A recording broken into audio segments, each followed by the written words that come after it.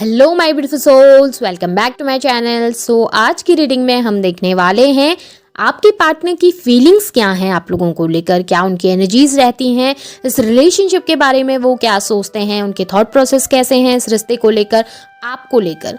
General reading है तो जितना आपके साथ रेजोनेट करती है आप उतना ही लीजिएगा, जितना रेजोनेट नहीं करता है उसे जाने दीजिएगा। मेल और फीमेल सभी के लिए है और सारी ही साइंस के लिए रीडिंग है।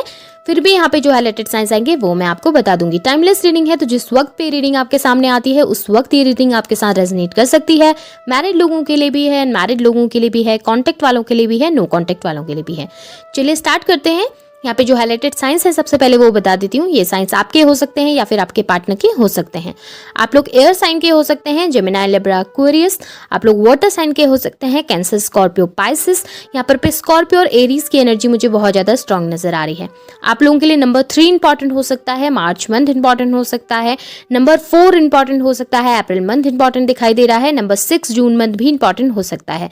अर्थ साइन भी है, टॉरस, वर्गो, कैप्रिकॉर्न। यहाँ पे 5 नंबर मई मंथ भी इंपॉर्टेंट दिखाई दे रहा है मुझे।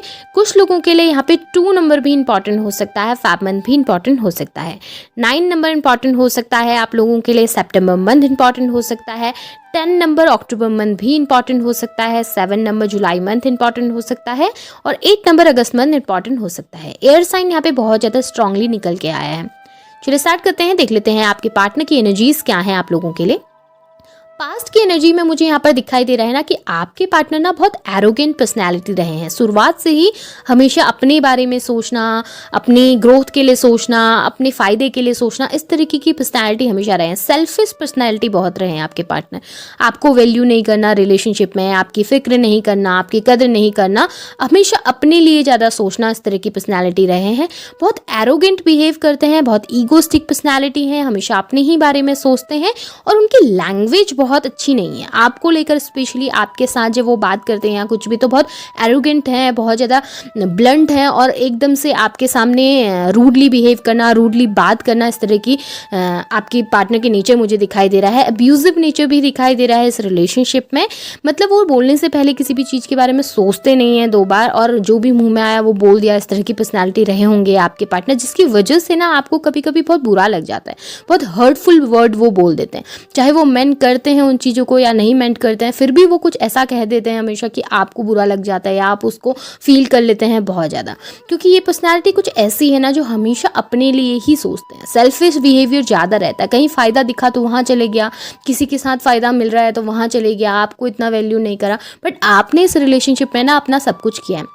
ऐसा लग रहा है आपके पार्टनर आपसे झूठ भी बहुत बोलते हैं, चीज़ें बहुत सारी छुपाते हैं, बहुत सारी ऐसी चीज़ें हैं जो क्लियर आपको नहीं बताते, क्लैरिटी नहीं देते हैं, बातें छुपा के रखते हैं, जिसकी वजह से भी आपको बहुत हर्ट होता है। बट आपने रिलेशनशिप में अपनी तरफ से सब कुछ किया, आप बहुत ज़्यादा ट्रस्ट उन पर करते थे, आप हमेशा उनके लिए लॉयल रहे हैं इस रिलेशनशिप में। अपनी तरफ से आपने इस रिलेशनशिप में 100% दिया है, अपनी तरफ से आपने सारी कोशिश की है, आप बहुत उनसे प्यार करते थे, आपके अंदर बहुत फीलिंग्स थी उनको लेकर। आपको अपने पार्टनर की तरफ से भी सेम रिस्पॉन्स चाहिए था बट वो सब कुछ आपको मिला नहीं, जिसकी वजह से प्रॉब्लम बहुत क्रिएट होने लगी। और आपके पार्टनर का ऐसा बिहेवियर कि वो आपके साथ जब उन्हें फ़ायदा मिलता था या जब उनका मतलब होता था तो वो आपके साथ बहुत लवी डवी बिहेव करते थे, और जब मतलब नहीं है तो बहुत एरोगेंटली बिहेव करना, बहुत रूड बिहेव करना, इस तरह की बहुत सारी प्रॉब्लम्स आप लोगों के रिलेशनशिप में रही है, जिसकी वजह से कभी कभी आपको लगता था कि ये वही पर्सन है जिसे मैंने फर्स्ट टाइम देखा था या ये वही पर्सन है जिसके साथ मैं कनेक्ट हुआ था। उनके बिहेवियर में बहुत चेंजमेंट मुझे यहाँ पे दिखाई दे रहा है पास्ट की एनर्जी में। और प्रेजेंट की एनर्जी में भी वो सेम चीज़ें कंटिन्यू करते हुए दिखाई दे रहे हैं। ऐसा लग रहा है ना वो सेल्फिश एक्ट कर रहे हैं इस टाइम पे, बस अपने ही बारे में वो सोच रहे हैं। ऐसा लग रहा है कि वो अपनी चीज़ों के लिए, अपनी ज़रूरतों के लिए किसी भी इंसान से कनेक्ट हो जाते हैं। थर्ड पार्टी की सिचुएशन भी यहाँ पे नज़र आ रही है। हो सकता है आपके रिलेशनशिप में बहुत कॉम्प्लिकेशंस रही किसी तीसरे पर्सन की वजह से। यहाँ पे आपके पार्टनर ना फ्री माइंड होकर एक्ट करते हैं, वो किसी चीज़ के बारे में सोचते नहीं हैं। आपने बहुत रोकने की कोशिश किया, आपने इस रिलेशनशिप में अपनी तरफ से ना बहुत कोशिश की, हर बार उन्हें उनकी गलतियों के लिए माफ़ करना या हर बार उनकी गलतियों के लिए उनको उन गलतियों को भूलकर आगे बढ़ना, उनके साथ रिलेशनशिप को सुधारने की कोशिश करना।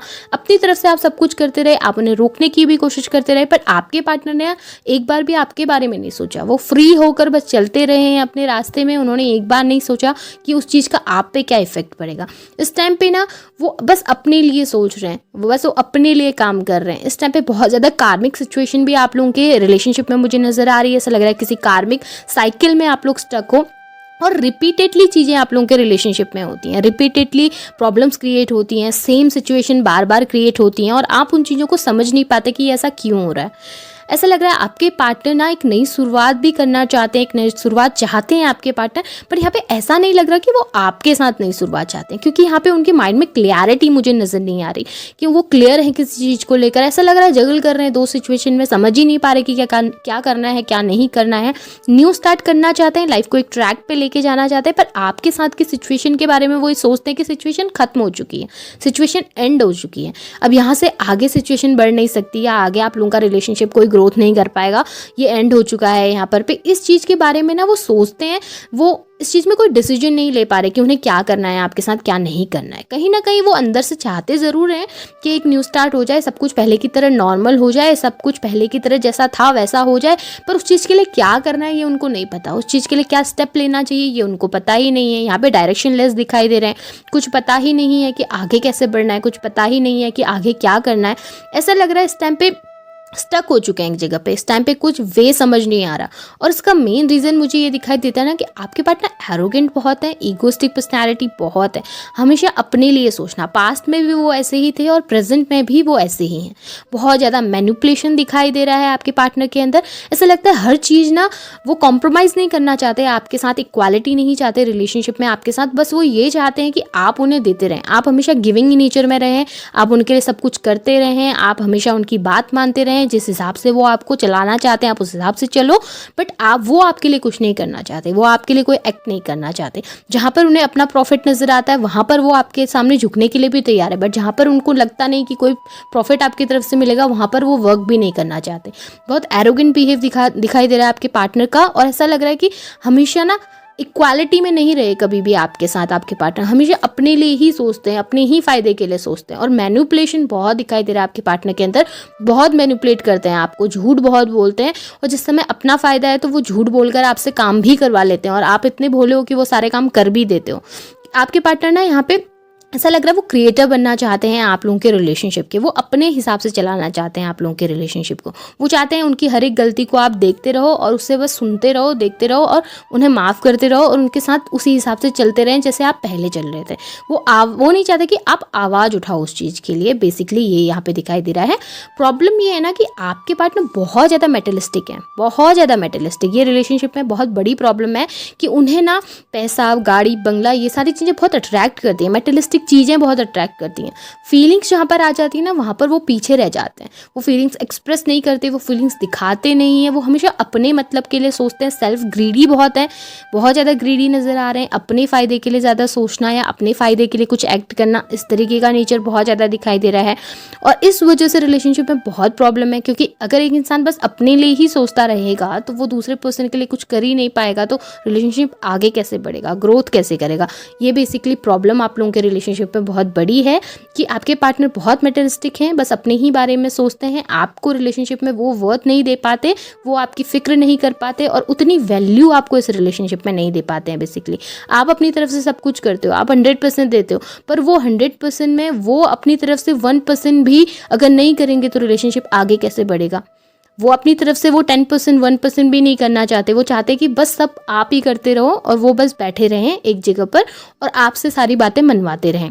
आप हमेशा उनको फॉलो करते रहें और वो कभी भी आपके सामने झुके नहीं या फिर कभी अपनी गलती ना माने। इतना सब कुछ करने के बाद भी आपके पार्टनर के अंदर वो एरोगेंट बिहेवियर है, जिसकी वजह से वो आपके पास आकर एक्सप्रेस नहीं कर पा रहे चीज़ों को या माफ़ी नहीं मांग पा रहे, जिस वजह से स्टक हो गया रिलेशनशिप। फ्यूचर में मुझे नज़र आ रहा है कि बहुत प्रॉब्लम से गुजरने वाले हैं, बहुत हर्ट, बहुत तकलीफ़ उन्हें होने वाली है। जितना भी वो इस वक्त पे कर रहे हैं ना ये सब चीज़ें, उन चीज़ों का ये आउटकम मुझे नज़र आ रहा है कि वो बहुत पेन में रहेंगे, फ्यूचर में बहुत डिफ़िकल्टीज़ में रहेंगे। उन्हें रियलाइजेशन होगा, रियलिटी का पता चलेगा कि क्या उन्होंने किया था और उसका क्या आउटकम रहा है। अभी उन्हें लग रहा है कि वो जिस डायरेक्शन में चल रहे हैं वो सब कुछ सही है, बट फ्यूचर में मुझे नज़र आ रहा है कि ये जो पॉलिटिकल बिहेवियर है ना उनका, कि झूठ बोलना, आपका मैनिपुलेशन करना और आपसे कुछ भी करवा लेना, यही चीज़ें ना उनके ऊपर उलट होने वाली है। ऐसे ही लोग उनको मिलेंगे जो उनको मैनिपुलेट करेंगे, जो उनको हर्ट करेंगे, जो लाइफ में उनको डिच करेंगे और प्रॉब्लम क्रिएट करेंगे। यहाँ पे गिल्ट फील करते हुए नज़र आ रहे हैं फ्यूचर में आपके पार्टनर। उन्हें एहसास होगा कि उन्होंने जो किया था आपके साथ वो गलत किया था या उन्होंने ये सब नहीं करना चाहिए था। स्टक हो जाएंगे एक सिचुएशन में और सिचुएशन से बाहर निकलने के बारे में सोचने लगेंगे। पर यहाँ पे आपकी एनर्जीज में मुझे नज़र आ रहा है कि आप बहुत ग्रोथ करने वाले हो, आप ना सेल्फ लव की एनर्जी में जाने वाले हो। ऐसा नहीं, आपको फ्यूचर में ना प्यार नहीं चाहिए, किसी से अपनापन नहीं चाहिए, किसी का साथ नहीं चाहिए। आप अकेले अपनी लाइफ को बिताने के बारे में सोचेंगे, आप आगे बढ़ने के बारे में सोचेंगे, आप ज़िंदगी में ना ग्रोथ करने के बारे में सोचेंगे। फाइनेंशियली खुद को स्टेबल करना, मेंटली खुद को स्टेबल करना, फिजिकली खुद को अच्छा बनाना, हेल्दी बनाना, अपनी ब्यूटी पे ध्यान देना, अपने फाइनेंशियल स्टेटस पे ध्यान देना। आप उन चीज़ों पे ज़्यादा ध्यान देने की कोशिश करोगे, आप मेंटलिस्टिक होने की कोशिश करोगे थोड़ा सा। आप अपने इमोशंस को ना छुपा के रखोगे। इमोशंस को, ऐसा नहीं कि इमोशन नहीं होंगे, इमोशन होंगे डेफिनेटली, पर उन चीज़ों से आप बहुत ऊपर निकल जाओगे। आपको फ़र्क नहीं पड़ेगा कि आपके पार्टनर आ रहे हैं या नहीं आ रहे हैं। आप इस एनर्जी में जा रहे हो कि आप बहुत स्ट्रांग बन रहे हो। इतना हर्ट आपने फेस किया है ना अपने पार्टनर से, इतना बिट्रेयल आपने फेस किया है कि अब आप उस एनर्जी में जा रहे हो कि वो नहीं भी आएंगे तो आप अपनी लाइफ में बहुत ग्रोथ करोगे, बहुत आगे जाओगे। सेल्फ लव की एनर्जी में आप जाते हुए नज़र आ रहे हैं, बहुत ज़्यादा पॉजिटिव होते हुए नज़र आ रहे हैं अपनी ज़िंदगी को लेकर। और मुझे ये रिलेशनशिप ना ज़्यादा आगे जाते हुए नज़र नहीं आ रहा, मुझे इस रिलेशनशिप का डेड एंड नज़र आ रहा है फ्यूचर में। लगता नहीं कि आप दोनों आगे जा पाओगे, क्योंकि यहाँ पे आप एक्सेप्टेंस की एनर्जी में नहीं है। फिर भी मैं देख लेती हूँ आपकी एनर्जीज़ कैसी हैं, क्या आपकी एनर्जीज़ में कोई चेंजमेंट रहेगा फ्यूचर में, आप क्या सोचेंगे इस रिलेशनशिप के बारे में। ओके, द हर्मिट की एनर्जी है, जस्टिस की एनर्जी है।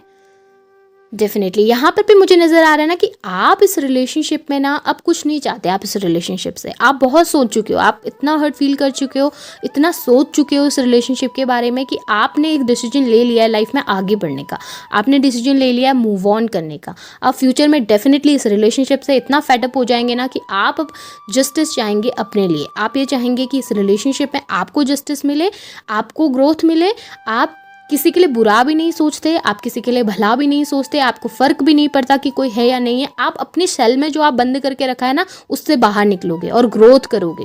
सेल्फ लव की एनर्जी में जाओगे, खुद से प्यार करना सीखोगे, आसपास के लोगों से प्यार करना सीखोगे। और आपकी लाइफ में मुझे कोई न्यू पर्सन आता हुआ भी नज़र आ रहा है जो आपको उतना ही रिस्पेक्ट देगा, उतना ही प्यार देगा जितना आप डिज़र्व करते हो।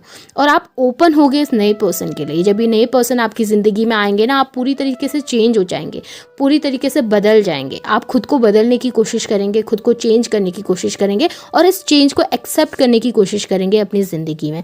आपकी ज़िंदगी में मुझे बदलाव आते हुए नज़र आ रहा है और ये जो बदलाव है ये किसी नए पर्सन के साथ आता हुआ नज़र आ रहा है। आपके पार्टनर के साथ इस रिलेशनशिप में मुझे ग्रोथ नज़र नहीं आ रही, डेड एंड नज़र आ रहा है। बट एक नया पर्सन आपकी ज़िंदगी में आएगा जो आपके लिए बहुत ब्यूटीफुल लाइफ लेके आएंगे, बहुत ब्यूटीफुल, बहुत हैप्पीनेस लेके आएंगे। बहुत अच्छी रीडिंग है। जो भी मूव ऑन करना चाहते हैं लाइफ में उन्हें डेफिनेटली मूव ऑन करना चाहिए। अब मैं गाइडेंस देख लेती हूँ डिवाइन की तरफ से क्या गाइडेंस है आप लोगों के लिए, क्या करना चाहिए आपने इस टाइम पे। Time to relax. Definitely divine आपको कह रहे हैं कि ये समय है आपके लिए जिस वक्त पे आपने रिलैक्स करना है। अपनी एंजाइटी को जाने दो, अपने स्ट्रेस को जाने दो, किसी के खोने को, डर को जाने दो। आप अपने पार्टनर को खोना नहीं चाहते, वो डर आपने बना के रखा हुआ है, बैठा के रखा हुआ है अपने दिल में, उसे जाने दो, क्योंकि आपको उसे जाने देना पड़ेगा। अगर नहीं जाने देंगे तो स्ट्रेस में ही रहेंगे, एंजाइटी रहेगी, डिप्रेशन ही बढ़ेगा। ये समय है रिलैक्स करने का, अपने अंदर की शक्तियों को पहचानने का, अपनी इनर सोल को पहचानने का टाइम है ये आपके लिए।